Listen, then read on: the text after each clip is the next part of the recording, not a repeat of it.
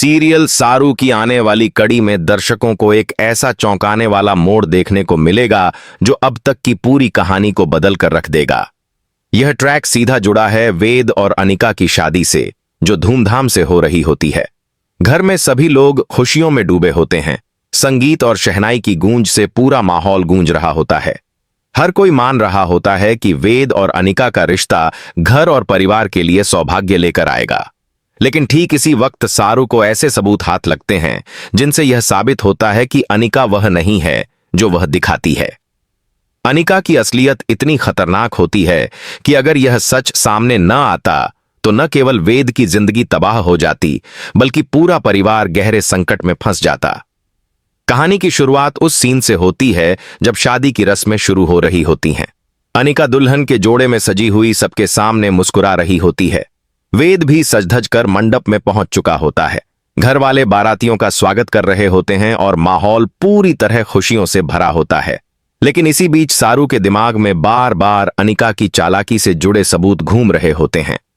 कुछ दिन पहले ही उसने अनिका को किसी अजनबी के साथ गुपचुप मुलाकात करते हुए देखा था। उसने सुना था कि अनिका सिर्फ वेद से शादी करके इस घर की संपत्ति और नाम हासिल करना चाहती है। अनिका का दिल कहीं और फंसा हुआ है और उसकी मंशा बहुत खतरनाक है। सारू मन ही मन सोचती है, अगर आज मैंने ये सच सबके सामने नहीं लाया तो मेरा भाई वेद जिंदगी भर बर्बाद हो जाएगा। मुझे किसी भी कीमत पर इस शादी को रोकना होगा।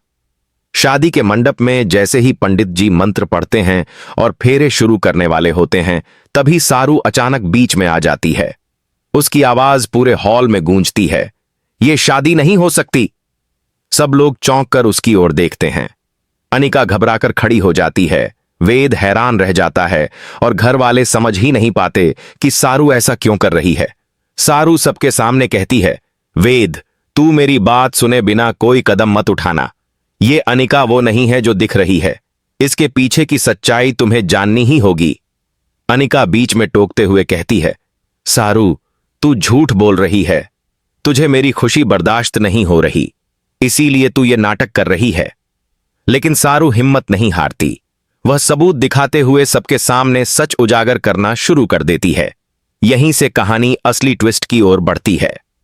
सारू सबके सामने अपना पहला सबूत लाती है, एक वीडियो जिसमें अनिका उस अजनबी आदमी से मिलती हुई दिखाई देती है। वीडियो में साफ सुनाई देता है कि अनिका कह रही है, बस शादी होने दो, फिर इस घर की हर चीज हमारी होगी।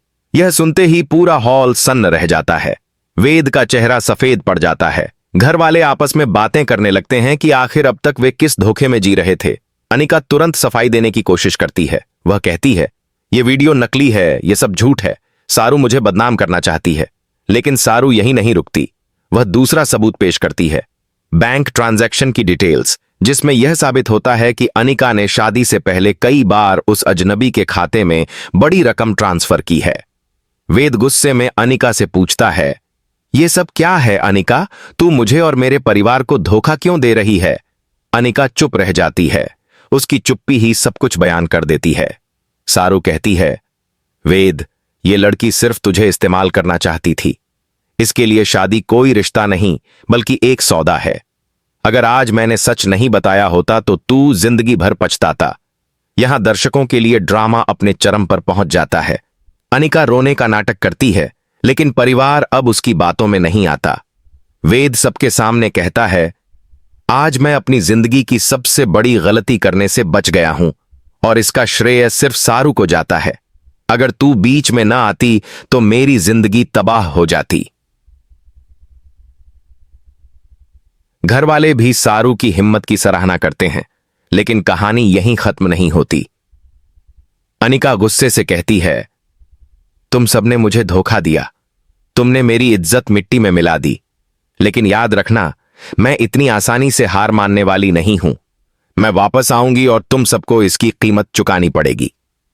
अनिका की यह धमकी आने वाले एपिसोड्स में और बड़े ट्विस्ट की तरफ इशारा करती है।